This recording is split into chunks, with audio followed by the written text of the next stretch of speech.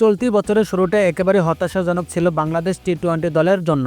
আরব আমিরাত সফর দিয়ে শুরু হয়, এরপর পাকিস্তান ও শ্রীলঙ্কার বিপক্ষে সিরিজের টানা 6 ম্যাচে পরাজয়। দলের আত্মবিশ্বাসে নেমে এসেছিল ধস। অবশেষে ঘুরিয়ে দাঁড়িয়েছে বাংলাদেশ। শ্রীলঙ্কার বিপক্ষে দ্বিতীয় ম্যাচে 83 রানের জয়ের পর শুরু হয় ঘুরে দাঁড়ানোর গল্প। কলম্বোয় তৃতীয় ম্যাচ জিতে সিরিজ নিশ্চিত করেছিল বাংলাদেশ, প্রথমবারের মতো লঙ্কানদের মাটিতে।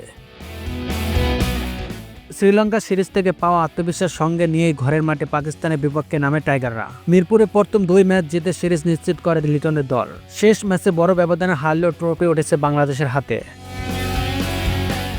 মিরপুরের সিরিজ শেষে সংবাদ সম্মেলনে লিটন বলেন, আমরা পরিকল্পনা নিয়েছিলাম কিন্তু আমাদের ফিরে আসছিল না। শ্রীলঙ্কার বিপক্ষে প্রথম ম্যাচের পর আমরা বুঝেছিলাম কোথায় বোলিং করতে হবে। পরে 2 ম্যাচে সেটাই করেছি আর সাফল্যও পেয়েছি।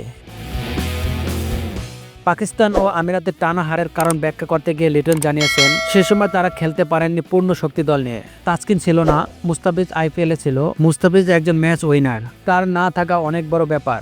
পাকিস্তানের বিপক্ষে আমরা পূর্ণ দল পাইনি। তবে সব দায় অনুপস্থিত খেলোয়াড়দের উপর চাপিয়ে দেননি অধিনায়ক। স্বীকার করেছেন, যারা আমাদের হাতে ছিল তারা ভালো খেলতে পারেনি, কিন্তু শ্রীলঙ্কা ও পাকিস্তান সিরিজে পুরোটা সেটআপ নিয়ে খেলেছি, ফলও পেয়েছি।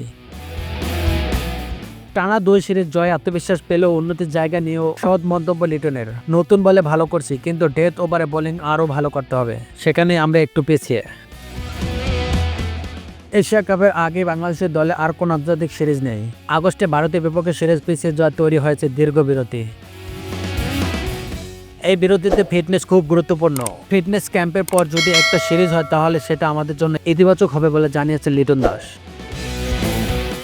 টানা হারের হতাশার পেছনে ফেলে এখন বাংলাদেশ চোখ সামনে। দল আরও বিশ্বাস করতে শিখেছে নিজের সামর্থ্যে, আর সেই বিশ্বাস ধরে রাখার জন্য দরকার ধারাবাহিকতা, প্রস্তুতি ও পরিকল্পনা নিখুঁত বাস্তবায়ন, যা হয়তো এনে দিতে পারে আসন্ন এশিয়া কাপে আরও এক স্বপ্নময় অধ্যায়।